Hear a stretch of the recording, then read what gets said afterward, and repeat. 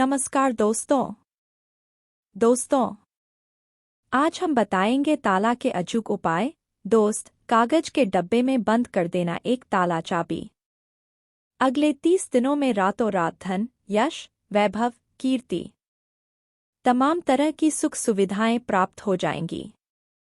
मात्र 30 दिनों में और 10 दिनों में दिखेगा फर्क और 30 दिन में होगी सभी अभिलाषाएं पूरी।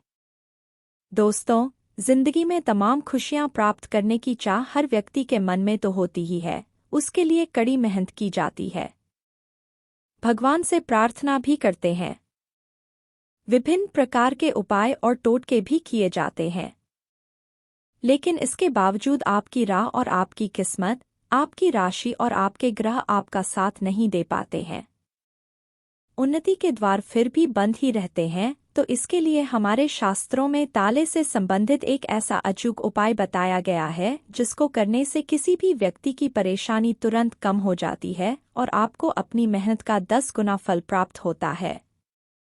अगर आप ऐसा कर ले तो दिन दुगनी रात चौगुनी तरक्की करने से आपको कोई रोक नहीं पाएगा। आपको किसी भी एक दिन शुभ समय देखकर यानी कि राहुकाल का समय टालकर एक ऐसी दुकान पर जाना है जहां नए ताले मिलते हों। अगर आप अपने लिए हफ्ते में कोई भी एक दिन खास करके जिसे आप शुभ मानते हो तो उस दिन आप जा सकते हैं। अन्यथा शुक्रवार के दिन किया गया यह उपाय काफी लाभदायक माना गया है। इस दुकान से आप बिल्कुल नया एक स्टील का ताला खरीदेंगे। इस ताले का साइज या इसकी कीमत यानी कि इसका प्राइस कितना भी हो सकता है, चाहे यह बिल्कुल छोटा सा ही क्यों ना हो, लेकिन बिल्कुल नया यानी कि फ्रेश। आपको यह आवश्यक रूप से खरीदना होगा। अगर आपके घर में पहले से भी कोई नया ताला रखा हुआ है तो उसका इस्तेमाल भी इस उपाय के लिए नहीं किया जा सकता। बिल्कुल नया ताला यानी कि आपको दुकान पर जाकर एक नया ताला ही इस उपाय के लिए खरीदना होगा, चाहे वह कितना छोटा भी क्यों ना हो। लेकिन सबसे ज्यादा ध्यान देने वाली बात यह होगी कि इस ताले को आपको डिब्बे में बंद ही रहने देना होगा। नहीं तो दुकानदार डिब्बी से निकालकर यह ताला आपको दिखाएगा। नहीं, आप इसे खुद खोलकर देखेंगे। अर्थात आप इसे सील पैक में ही खरीदेंगे और सील पैक में ही घर लेकर आएंगे। घर में कोई भी व्यक्ति या परिवारजन भी इस ताले को खोलकर बिल्कुल नहीं देखेंगे। जैसा यह गत्ते के डिब्बे में बिल्कुल बंद नया ताला आता है, वैसे ही आपको इसको रहने देना है। दुकानदार से आप इस बात को कन्फर्म अवश्य कर लें। वह आपको एक ऐसी कंपनी का ताला दे जो पहले से ही सील बंद आता है, ना कि खुला हुआ, यानी कि ताला डिब्बी के अंदर बंद हो। बिल्कुल नया आप खरीदे तब वह चाबी लगकर बंद होना चाहिए, खुला हुआ बिल्कुल ना हो। इस ताले को अब आप अपने घर ले आएं और हो सके तो शाम को लाने के बाद एक बार स्नान अवश्य कर लें। स्नान करने के पश्चात बिल्कुल साफ सुथरे वस्त्र आप ग्रहण करेंगे। वस्त्र नए हों ऐसा बिल्कुल जरूरी नहीं है, बस वह धुले हुए हो, लेकिन साफ सुथरा होना बिल्कुल आवश्यक है। गंदगी यानी दरिद्रता और साफ सुथरी जगह पर ही लक्ष्मी माता निवास करती हैं। अगर आप नहीं भी नहा सके तो भी ठीक है। एक बार हाथ मुंह धोकर अपने घर के मंदिर में ही धूप अगरबत्ती जरूर लगाएं।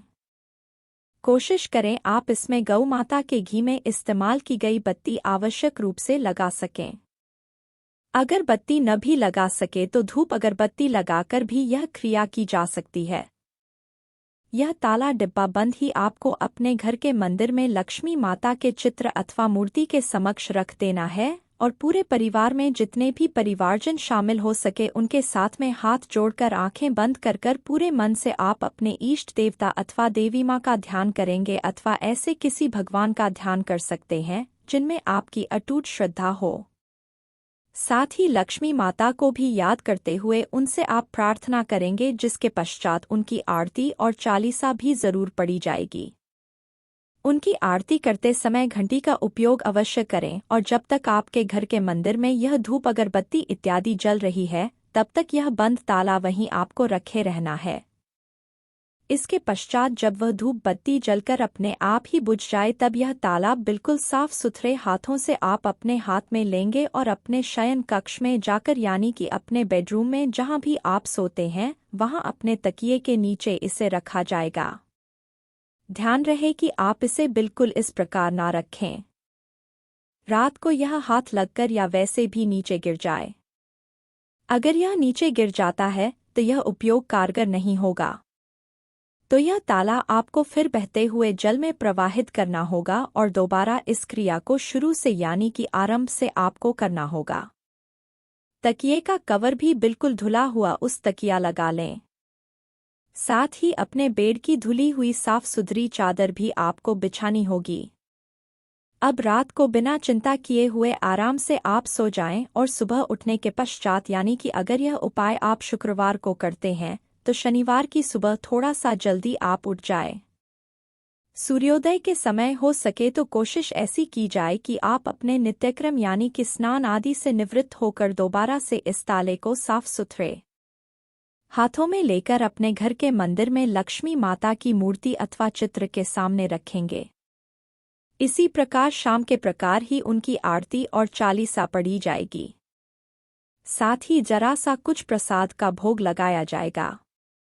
प्रसाद में भोग लगाने के लिए अगर आप अपनी रसोई घर में बना कुछ पीले रंग का कुछ मीठा व्यंजन इस्तेमाल करें तो इससे बेहतर और कुछ हो ही नहीं सकता।